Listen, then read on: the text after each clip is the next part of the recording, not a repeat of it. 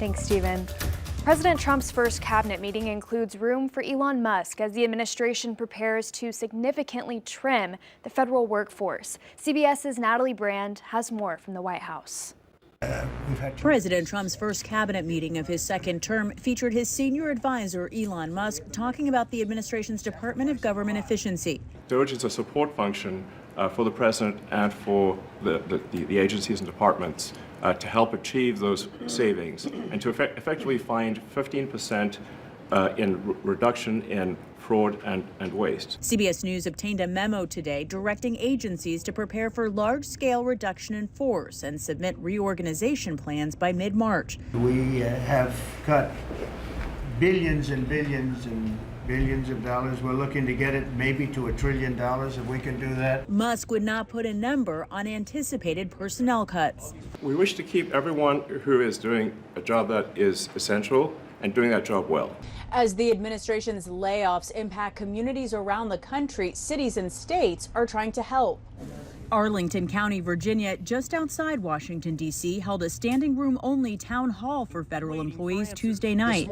Republican Governor Glenn Youngkin, a Trump ally, launched Virginia Has Jobs, a website aimed at connecting laid off workers with the state's 250,000 job openings. The way to really think about it is a resource collection. A single point for individuals to look for opportunities. Other states, including Maryland and Colorado, have launched similar efforts, with an estimated 80% of the federal workforce based outside of Washington, D.C. Natalie Brand, CBS News, the White House. Well, there's a growing concern about a measles outbreak in Texas, where there's now 1 death and more than 120 cases. It's the largest outbreak of this highly contagious disease the state has seen in nearly 30 years. Public health officials say it started in a close-knit, under-vaccinated Mennonite community. Over 13% of school-age students in the county filed for vaccine exemptions in 2023. That's up from a decade before. When you do not get the vaccine, that is when you have the risk of hospitalization and death. Doctors say measles first show up as a fever, cough, and runny nose with red, watery eyes, then tiny white spots inside the mouth and a telltale rash. Well, Catholics around the world are praying for Pope Francis, who remains in critical condition. The 80-year-old pontiff has been hospitalized in Rome for almost 2 weeks, dealing with double pneumonia and mild kidney failure. The Vatican says the Pope is eating on his own, getting out of bed, and has been able to get some essential work done. Well, Bentonville City Council members say they're not ready to make a decision on raising water rates. The city wants to double water rates for residential and commercial customers, but City Council decided they want more communication with residents and a chance to look at some more options. A group hired by the city recommends the increase because of inflation and increased water costs, and especially the need to explore and repair water leaks. The director of water utilities for the city says the water rates are just one part of the monthly bill.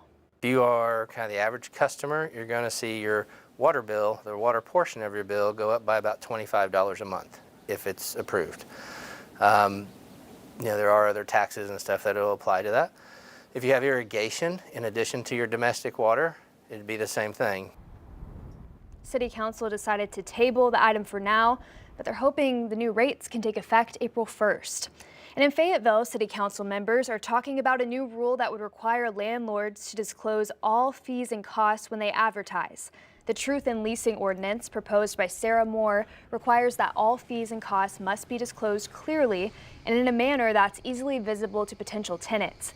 It's another push from Moore, whose rental application fee cap is still in limbo after council members said it would have violated state law. In Tuesday's agenda session, Moore spoke about the plan in more detail, but other council members had concerns. This is very much aligned to the way that when car consumer issues were brought forward, and it was like, everything was on the sticker price. It's following that same model. I have a great deal of concerns about this because I think it is, at least on its face, from my perspective, it seems really laborious and maybe not the right place to be heading with this.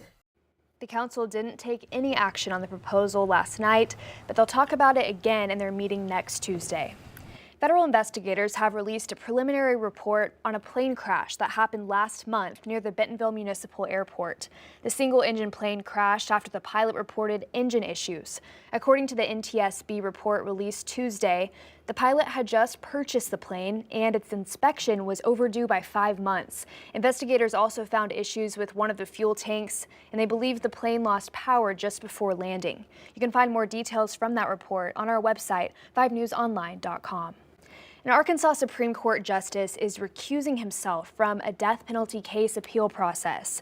Zachary Hawley was convicted and sentenced to death almost a decade ago for the murder and rape of a 6-year-old. Hawley's lawyers are appealing his death sentence, but now the governor is appointing a new justice to the case. Associate Justice Nicholas Bronny didn't give a reason for recusing himself. The governor has appointed Tiffany Brown as a special justice as his replacement. And a man guilty of planning a shooting at Central Mall in Fort Smith is going to prison. Rodney Sheffield was arrested last spring after police were alerted to his plans. They pulled him over before he got to the mall. Sheffield said he was planning to shoot people at the attorney's office in the mall because he wasn't happy with his Social Security disability claim. Sheffield is now sentenced to 8 years behind bars.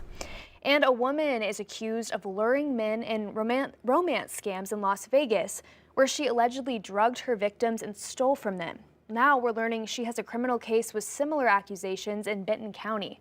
43-year-old Aurora Phelps is charged with multiple federal crimes, ranging from fraud, kidnapping, and identity theft.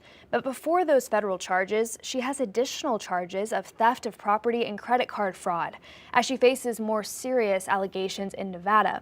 Well, Benton County Prosecuting Attorney Brian Sexton says they're waiting to see how things play out before getting her to Benton County. Once we get the extradition process and she returns back to the country, there's most likely the higher chances are she's going to go and face her more serious allegations in Nevada first. We'll be waiting to see, one, if she's subject to release, two, if she clears those charges. Either way, we'll maintain a hold and do what we can to bring her back to Benton County to get justice for our victims here. Since this is an open investigation, Sexton could not confirm whether or not her Benton County charges are connected to the federal case. That hearing is also set for March 12th of this year. Well, now to the Arkansas Capitol, where lawmakers debated the issue of using virtual learning to make up snow days. Rebecca Brown was at the Education Committee hearing and has more on roadblocks the plan faced. So a lot of our school districts are dealing with how do you make up the time that the school had to close for various reasons. Arkansas schools have faced their fair share of snow and ice, forcing campuses to close for several days. Now lawmakers are revisiting policies on making up lost instructional time.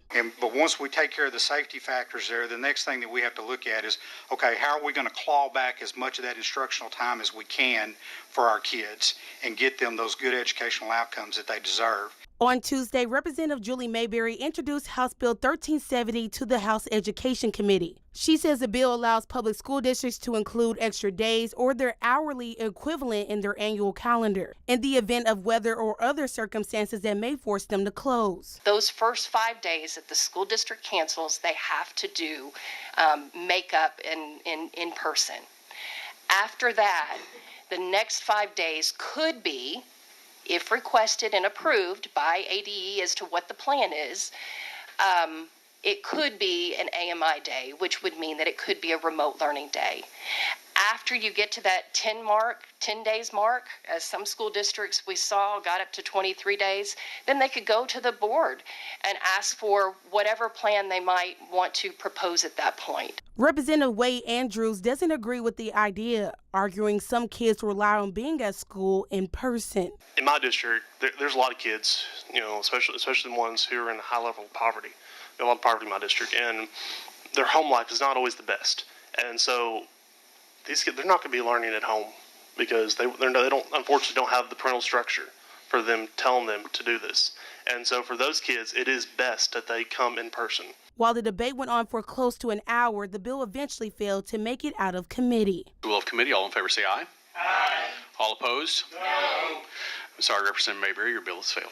In Little Rock, Rebecca Brown, 5 News.